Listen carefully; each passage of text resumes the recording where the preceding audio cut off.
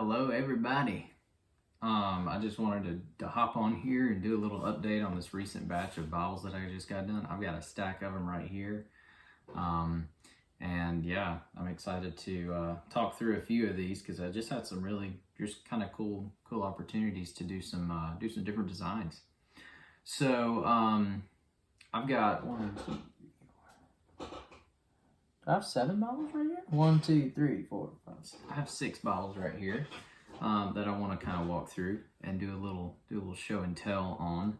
All these are sold, and all these are these are for clients now. So none of these unfortunately are for sale. One day I'll start doing some more Bibles for sale that you guys can purchase if you're interested. But anyways, just want to walk through a few of these. I've got some ESVs, or one ESV in the stack, LSB, a few NASBs, and a KJV here that I want to show you guys. So this one's really cool. This is a ESV Creeds and Confessions.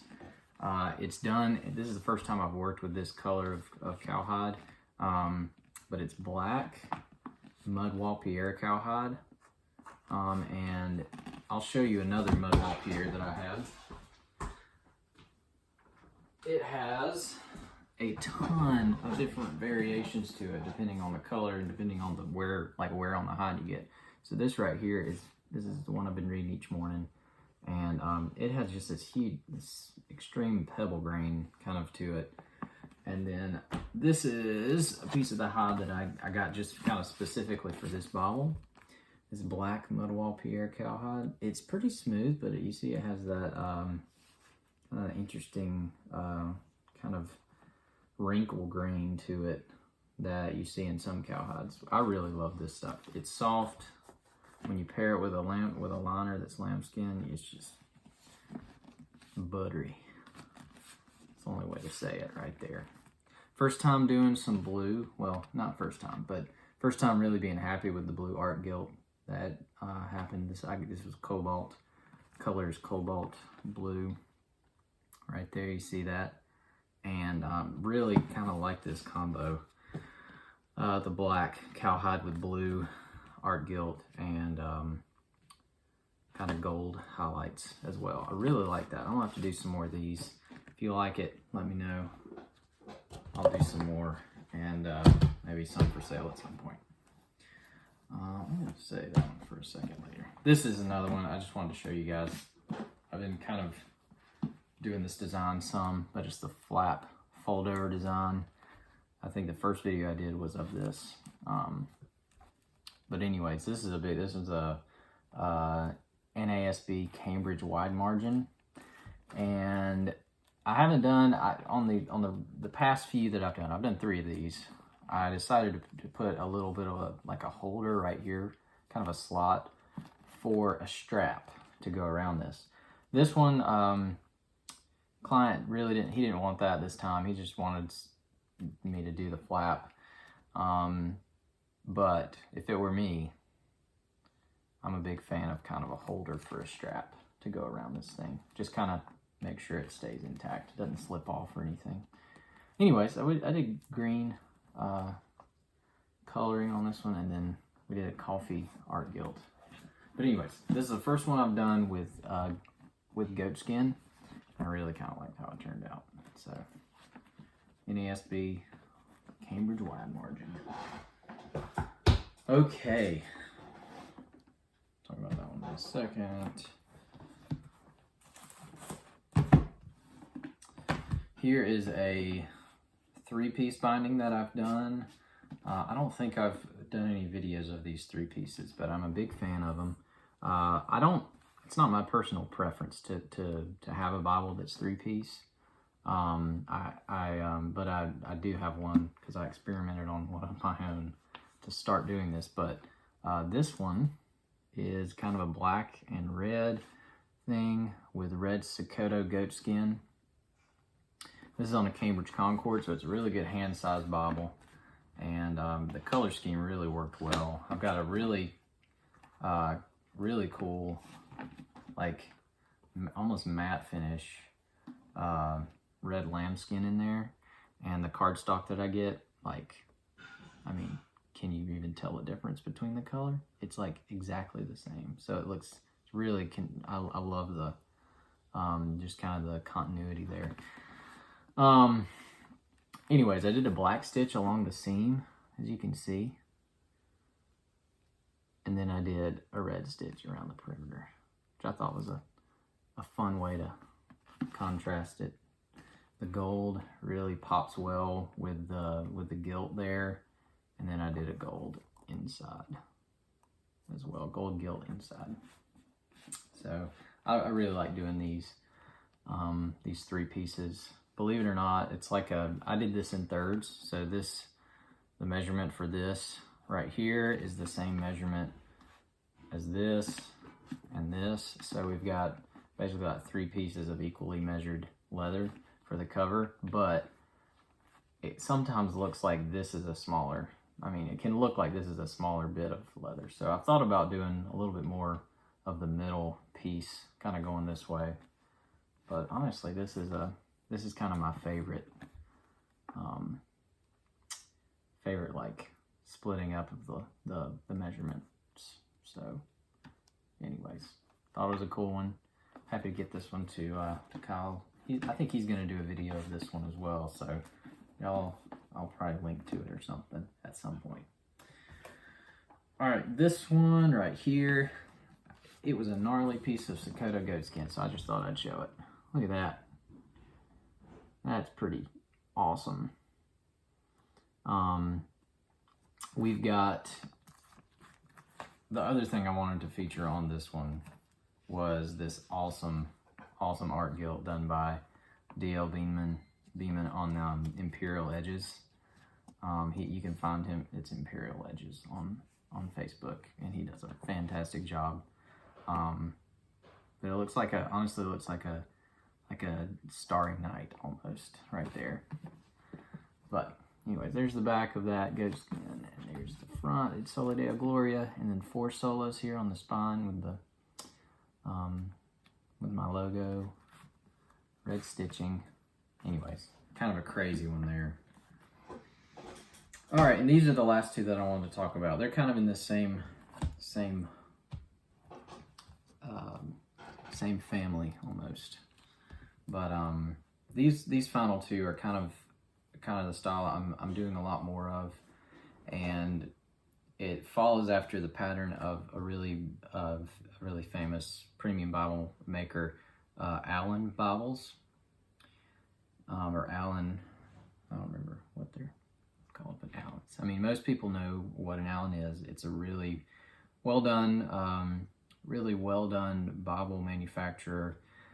They're from England, and they kind of have a very classic style of the way they do it, the way they make their rebinds, or not rebinds, excuse me, the way they make their Bibles, their covers. And so I've kind of tried to model some of these last 2 off of that style. I'll show this black one first. This is in Capra Granulosa goat skin. But this is a LSB, handy sized LSB, right there. Single column, no extra stuff. Single column verse by verse, and it doesn't have any raised hubs. The last video I did on the McLaren is in this same style. But these 2 rebinds kind of in the Allan style, all except for the perimeter stitching. Allan doesn't do perimeter stitching. They don't do that for some reason. Also, one thing about a rebind in an Allan style, normally a rebind will have a little bit more reinforcement on the spine than what Allans do. I've got right here an Allan from, I can't remember when it's from, but it's a Chant Allan, and it's a ESV New Classic Reference Edition. This is one of my favorites because it has the old Collins block, which kind of an older font than what Crossway uses now for their ESV edition. But anyways, it has a really round spine. I'm kind of working on trying to get a very similar look to that, but it's tough. But you can see those hubs right there. And then watch this. This is insane. There's so much flop. Look at that right there. So the thing about Allans that rebinders have the most beef with is their lack of spine support. And if you're like using this thing every day, as you should be, amen, then you're gonna see this thing wear out spine-wise. It's gonna, like you can already see with this one, it's the spine's kind of inverting a little bit as we go along. Bibles do that, but you're also just gonna notice that it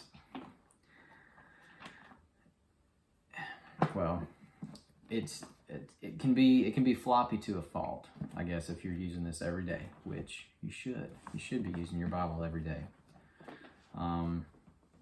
So with this one, you can see there's still a good bit of flop, but there's a little bit less kind of going on there with our, kind of inverting the spine.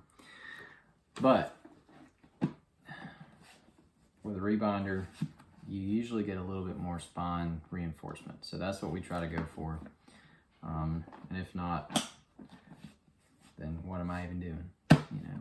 Trying to make these things last forever. So what we've got here though is, because of that flat spine, or not raised hubs, excuse me, we can lay it a little flatter, and it has a little bit more flop to it, which is nice.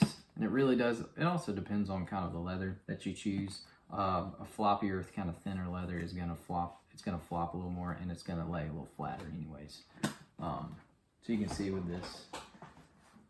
this Sakota goat that I did with raised hubs, you see how it's got a little bit more of a kind of an M shape there. It's not laying as flat. It's still laying pretty flat for some of them, but that's kind of the advantage to the Allan style binding, kind of an Oxford style from what I remember. Anyways, really pretty classic kind of look. Red ribbons and red stitching. I just did black lambskin on the liner there, and then sola scripture on the front. Really simple on that. If I do an Allan style, I do like to do this right here, kind of logos instead of my logo on the spine. It's kind of a callback to the Allan. And then I will usually put my logo on the liner. All right, final one. This was kind of the one I wanted to get on the channel here. It's a beast. This is a Lockman NASB single column reference, known as the Judge, and it is the 96 version of this, side column reference edition. And my buddy Ryan wanted me to get this one done, and he wanted me to do it in the style of kind of the Spider-Man Allans. He sent me some photos of a ESV that had these kind of specifications on it. So I tried to match it as well as I could for what we had, and the variance of it was really, I did full yap, as you can see there. It's pretty serious. I did red perimeter stitching, which matches pretty good there.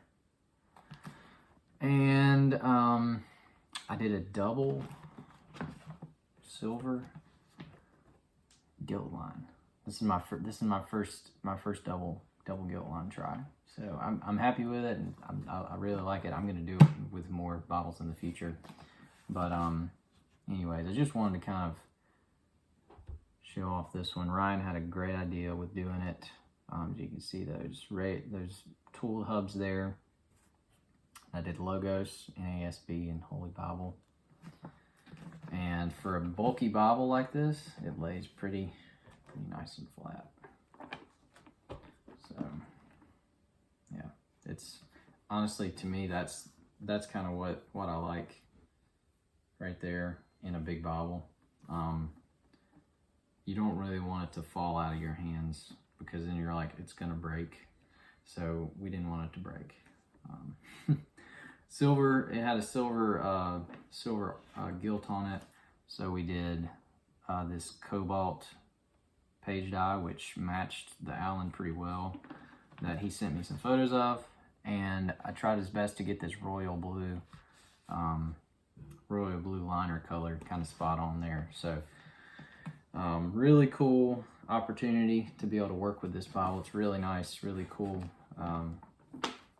thing. So hope it gets, gets lots of reading and lots of notes. There's plenty of room for taking notes in a Bible like this.